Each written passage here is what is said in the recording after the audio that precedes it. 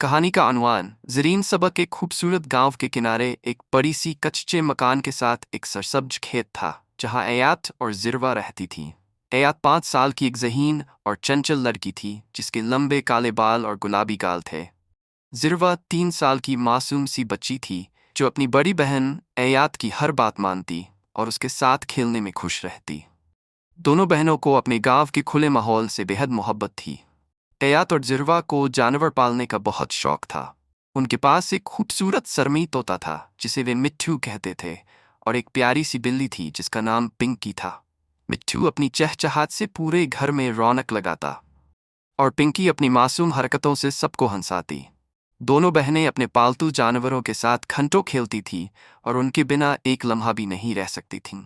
गांव का सुकून और मुसीबत एक दिन एयात और ज़िरवा ने देखा कि मिट्ठू और पिंकी बीमार हो गए हैं।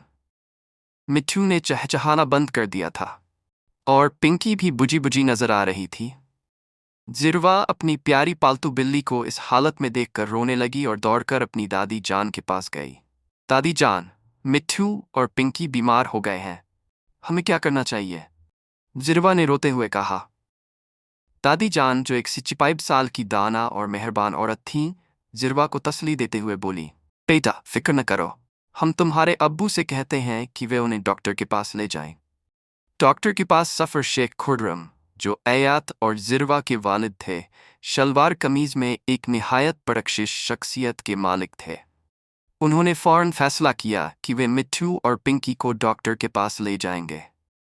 एयात और ज़िरवा भी उनके साथ जाने की जिद करने लगीं। जब वे डॉक्टर के पास पहुंचे तो दोनों बहनें बहुत परेशान थीं।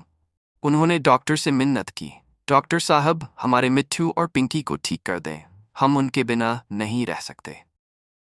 डॉक्टर ने मुआयना करने के बाद बताया, ये जानवर इन्फेक्शन का शिकार हो गए हैं। ये इन्फेक्शन मौसम की तब्दीली और उनके घरों की सफाई न होने की वजह से हुआ है। लेकिन फिक्र न करें, मैं उनका इलाज करूंगा। इलाज और नसीहत। डॉक्टर ने मिट्ठू और पिंकी को दवाई दी और एयात और ज़िरवा को नसीहत की, तुम्हें अपने पालतू जानवरों के घरों को रोज़ाना साफ रखना होगा और उन्हें अच्छी खुराक देनी होगी। इंशाअल्लाह ये जल्द ठीक हो जाएंगे। घर वापसी और एहतियात घर पहुंचने के बाद दोनों बहनों ने दादी जान से मदद मांगी।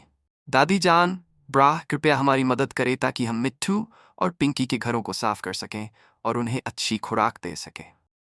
दादी जान ने मुस्कुराते हुए कहा, यकीनन बेटा, लेकिन पहले अल्लाह का शुक्र अदा करो कि उसने हमें रास्ता दिखाया। मिट्ठू और पिंकी की सेहत याबी। चंद दिनों बाद मिट्ठू दोबारा चहचहाने लगा और पिंकी भी अपनी शरारतों पर वापस आ गई। दोनों बहनों की खुशी का कोई ठिकाना नहीं रहा। एयात और ज़िरवा ने दादी जान को गले लगाकर शुक्रिया अदा किया। दादी जान ने प्यार से कहा, बेटा, हमें हमेशा अल्लाह का शुक्र अदा करना चाहिए और अपनी जिम्मेदारियों को पूरा करना चाहिए। सबक आमोज इख्तिताम। एयात और ज़िरवा ने सजदा शुक्र अदा किया और तय किया कि वे मिट्ठू और पिंकी के घरों को रोज़ साफ रखेंगी और उन्हें बेहतरीन खुराक देंगी। अब दोनों बहनें खुशी खुशी अपने पालतू जानवरों के साथ खेलती थीं और ये सबक कभी नहीं भूलेंगी कि सफाई और एहतियात कितनी ज़रूरी है।